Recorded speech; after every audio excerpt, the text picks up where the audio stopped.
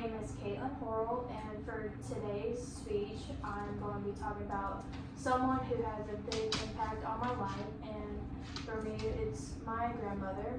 Her love is bigger than this world, and with this speech, we're going to talk about her past, her personality, and how she's influenced me to be who I am today. And with our relationship, I'm her grandchild, but I'm her favorite. But let's start with the beginning, as her past. She raised 3 kids, including my dad, and she was a high school teacher and then became a principal. And she worked multiple jobs, but her biggest thing was to inspire kids to do well in school and to become the best that they can be, education-wise. And she would teach after-school programs with young mothers, teaching them how to sew and how to cook, and then take care of their children for when they get here. And her biggest thing was to inspire kids to work hard and to rise above their struggles that they'll face when they're older, stuff like that. And we'll transition her strength just at the beginning, and let's talk about who she is.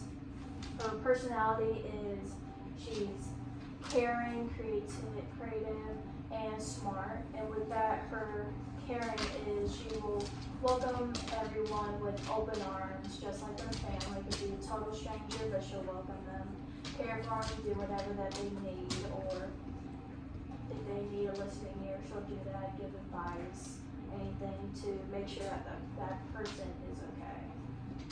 And her creativity, she loves to do pottery, art, paintings. She can turn anything into something extravagant, being beautiful in her own ways. And with her intelligence, she always thinks out of the box, problem solves, and does anything for anyone. That's the most thing about her, though, is how caring and kind she is. And what's unique about her is she builds bonds. So you can be a total stranger and she'll talk to you and make you feel like family at the end of the day. And you'll create a bond with her like you never thought you would have a bond with someone. And she balances love and brilliance. That's her biggest thing that I see that she carries with her every day. And with the third thing of this speech is her influence on me. So I was diagnosed with dyslexia at the age 7, 8 years old, and in school it wasn't very known what dyslexia really was, since it's such a wide span of being different for every kid. But for me, it was usually if I read a paragraph or a text in a book or something, it would switch the letters around. And I couldn't really read it at that point because of it always jumping, moving around, making like a zoom in of a camera. That's what I would see on a picture, on a page. And with her, she was my biggest advocate of doing research, learning about dyslexia and what it really was to help me, since it was unique for every kid. And I remember in the kitchen, she bought me a book that had math and reading in it, and every day we would do a different problem, a certain amount of problems, and each day it would be a different strategy for it.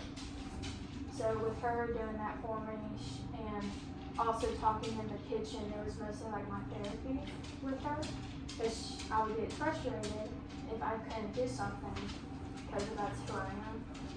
And